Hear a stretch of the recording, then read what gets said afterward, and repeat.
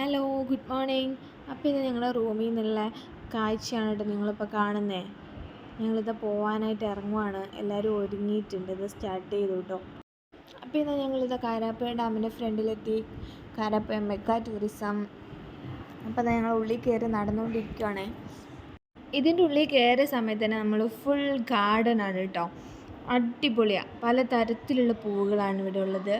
കാണാൻ അടിപൊളിയാണ്. അപ്പോൾ നമ്മൾ ഡയറക്റ്റ് പോയത് സിപ്പ് ലൈനിൻ്റെ അടുത്തേക്കാണ് കേട്ടോ. പിന്നെ ഇതിൽ കയറാൻ എനിക്ക് പേടിയതുകൊണ്ട് ഞാൻ കയറിയില്ല. ഇത് 600 മീറ്റർ അകലെ നിന്നാണ് വരുന്നത്. സംഭവം സിപ്പ് ലൈൻ അടിപൊളിയാണ് കേട്ടോ, വൈബാണ്. പക്ഷെ നമുക്ക് കയറാൻ പേടിയായതുകൊണ്ട് നമ്മൾ കയറിയില്ല. കുറേ സമയം നമ്മൾ അവിടെ നോക്കി നിന്നു കേട്ടോ. കാണാൻ അടിപൊളിയാണ് വരുന്നതൊക്കെ. പിന്നെ ഒരു വരവും കൂടെയൊക്കെ വരണം. പിന്നെ ഞങ്ങളെല്ലാവരും ഇതാ ഒരുമിച്ച് അവിടെ നിന്ന് കുറച്ച് ഫോട്ടോസും വീഡിയോസൊക്കെ എടുത്തു. പാലൂസ് ഭയങ്കര ത്രില്ലിലാണ്. പിന്നെ ഇവിടെ നല്ല വെയിലായിരുന്നു വന്ന സമയത്ത്. പിന്നെ അതുകൊണ്ട് ഞങ്ങൾ അവിടെ തന്നെ നിന്നു.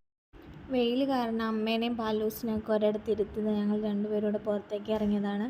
ഗാർഡനൊക്കെ ഒന്ന് കാണാമല്ലോ എന്ന് വിചാരിച്ചിട്ട്.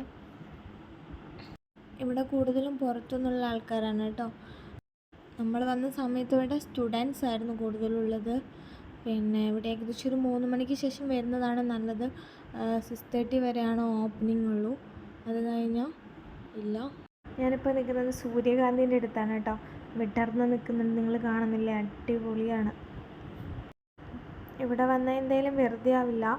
സ്പെൻഡ് ചെയ്യാനും കാണാനും ഒരുപാട് ഉണ്ട്. അതുകൊണ്ട് തന്നെ നമ്മുടെ സിപ്പ് ലൈൻ ഉണ്ട്, റൈഡേഴ്സ് ഉണ്ട്, പിന്നെ റാമ്പ് ഉണ്ട്. അതിൻ്റെ മുകളിൽ കയറിയാൽ നമുക്ക് എല്ലാം തന്നെ കാണാം കേട്ടോ. ചുറ്റുപാടും കാണാം. അതിൻ്റെ മുകളിൽ കയറി തിന്നാൽ തന്നെ ഒരു അടിപൊളി വ്യൂ ആണ്. ഡാമൊക്കെ കാണാം കേട്ടോ. പിന്നെ ഡാമിൽ കുറച്ച് വെള്ളം കുറവാണ്. 3 ആൾ ഇരുന്നു കൊണ്ട് ഒരു ഊഞ്ഞാലുണ്ട്. അതിൻ്റെ ടോപ്പിൽ പോയിട്ടങ്ങ് വിടുവാണ്. അപ്പോൾ നമുക്ക് പേടിയാവും. അതുകൊണ്ട് ഞങ്ങളാരും കയറിയിട്ടില്ല. ഞങ്ങളിവിടെ നോക്കി നിൽക്കുകയാണ്. അടിപൊളിയുണ്ട് കാണാനൊക്കെ.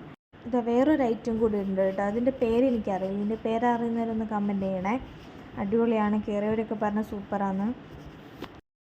നേരത്തെ പറഞ്ഞ റാമ്പിൻ്റെ മുകളിലാണ് ഇപ്പോൾ ഉള്ളത്. നമ്മൾ കണ്ടില്ലേ സ്ഥലങ്ങളൊക്കെ, ഡാമൊക്കെ നമ്മൾ അടുത്ത് നിന്ന് കാണുന്ന പോലെ ഒരു ഫീലാണ് ഇതിൻ്റെ മുകളിൽ കയറി നിന്നാൽ. ഇവിടെ വന്നിട്ടുണ്ടെങ്കിൽ വേറെ ഒന്നും വേണ്ട കേട്ടോ. നമ്മുടെ ഗാർഡൻ മാത്രം മതി നമുക്ക് ഇവിടെ നിന്ന് മനസ്സെറിഞ്ഞ് പോകാനായിട്ട്.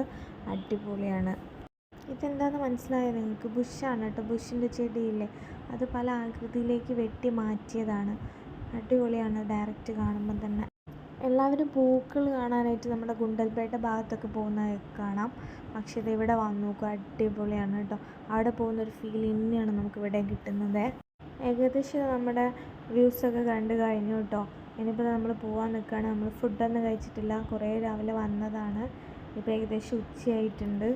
കുറേ സമയം ഇവിടെ തന്നെ സ്പെൻഡ് ചെയ്തു. നമ്മൾ ഒരുപാട് കാണാനുള്ളതും കൊണ്ട്.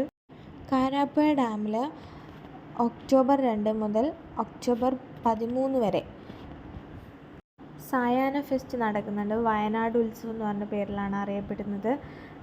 Let's rebuild of Wayanad tourism. ഈ ഗാർഡനിൽ വെച്ചിട്ട് തന്നെയാണ് ഇത് നടക്കുന്നത്. അപ്പം മറക്കണ്ട, ഒക്ടോബർ 2 മുതൽ ഒക്ടോബർ 13 വരെയാണ് കേട്ടോ ഫെസ്റ്റ്. അപ്പോൾ ഇന്നത്തെ ഔട്ടിങ്ങിൽ കാരാപ്പുഴ ഡാമിലെ ഏകദേശ കാഴ്ചകളൊക്കെ ഞങ്ങൾ കണ്ടു. ഏകദേശം നല്ല മുഴുവൻ തന്നെ കണ്ടു. ഒരു 3-4 മണിക്കൂർ ഇവിടെ സ്പെൻഡ് ചെയ്തു. ഏകദേശം ഒരു ഉച്ചയായിട്ടുണ്ട്. ഫുഡൊക്കെ കഴിക്കാൻ സമയമായി. അതുകൊണ്ട് ഇത് ഞങ്ങൾ ഇറങ്ങുവാണ്. പുറത്തേക്ക് ഇറങ്ങിയ പാട് നമ്മുടെ കുതിരയൊക്കെ ഉണ്ട് അവിടെ. അപ്പോൾ ഇത് ഞങ്ങൾ ഇവിടുന്ന് പോവാണ്. പോകുന്ന വഴിക്ക് എവിടെയെങ്കിലും ഒരു ഹോട്ടലിൽ കണ്ടാൽ നിർത്താമെന്നുള്ള രീതിക്കാണ് കേട്ടോ നിൽക്കുന്നത്. അപ്പോൾ ഇത് അഷ്റഫ് ഖാൻ്റെ കട കണ്ടപ്പോൾ അവിടെ അങ്ങ് കയറി കേട്ടോ. ഞങ്ങളിത് എല്ലാവരോടും കഴിയൊക്കെ കഴിയിട്ട് ഫുഡൊക്കെ ഇരിക്കുവാണ്. എല്ലാവർക്കും നല്ല വിശപ്പുണ്ട്. അതുകൊണ്ട് തന്നെ നാടൻ ചോറും ഇതും തന്നെയാണ് കേട്ടോ കഴിക്കുന്നത്. വീട്ടിലെ ഊണ് പോലെ അടിപൊളി ടേസ്റ്റുള്ള കറികളും ഒക്കെ ആയിരുന്നു. എന്തായാലും അതിൻ്റെ കൂടെ ഒരു പായസം കൂടെ കിട്ടി. ഏതായാലും ഫുഡൊക്കെ കഴിച്ച് ഞങ്ങൾ ഇറങ്ങി. ഇനി പൂക്കോട് തടാകം കൂടെ ഞങ്ങൾക്കൊന്ന് പോകണം. ആ വീഡിയോ വെച്ച് ഞങ്ങൾ മറ്റൊരു വീഡിയോയിൽ വരുന്നതായിരിക്കും. അപ്പോൾ ഈ വീഡിയോ ഇഷ്ടപ്പെട്ടാൽ ലൈക്ക് ചെയ്യാനും ഷെയർ ചെയ്യാനും സബ്സ്ക്രൈബ് ചെയ്യാനും മറക്കല്ലേ. ബൈ.